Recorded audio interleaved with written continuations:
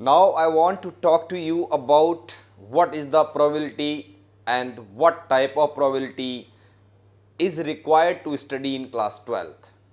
In fact, in class 10th, very basics of the probability being introduced to you. What were those basics?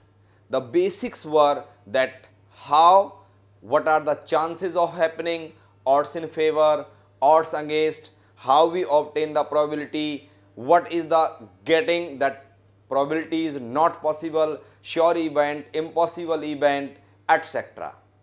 And after it in 11th, we even discussed what are the events, elementary events, mutually exclusive, mutually inclusive, and some basic things were discussed in previous two classes, for which you can see the videos even in class 10th or in class 11th. But here at this level of class 12th, we will discuss strictly according to the syllabus prescribed by CBSE and NCERT. What are their formulae, what are their results? I want to take to you with you, that is addition theorem. In the probability of class 12th, the first addition theorem that you know even in class 11th, probability of A union B. If A and B are two events associated with some random experiment, then we can tell you, you can understand the probability of A union B is given by PA plus PB minus P of A intersection B. PA means probability of happening of A, PB means probability of happening of B, P of A intersection B means probability of happening A and B together, and probability of A union B means probability of happening A or B. U means or, intersection means and. Now the conditional probability.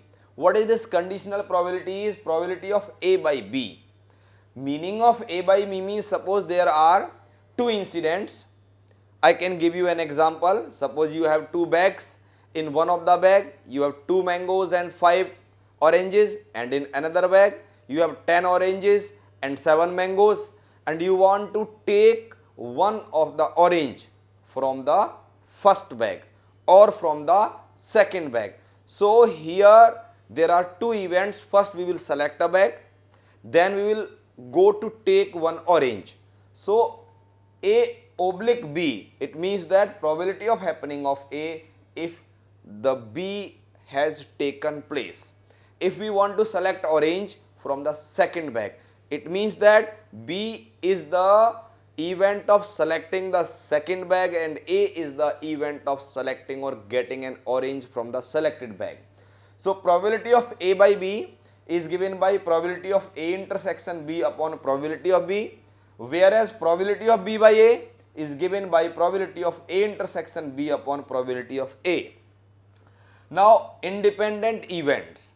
Before I tell you what is the result of the independent events, I want to discuss with you that what are the independent events. Suppose 30 students are appearing in a maths test on Monday, suppose for 3 hours paper, and we are going to announce the result, and roll number 1 or roll number 5 or any of the roll number stood first, has secured first rank.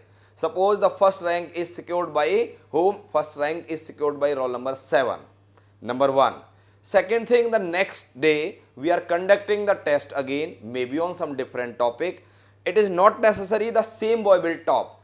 So this kind of winning, happening or non-happening, that where the happening or non-happening of one event does not affect on the second, that we say it is what? Independent event.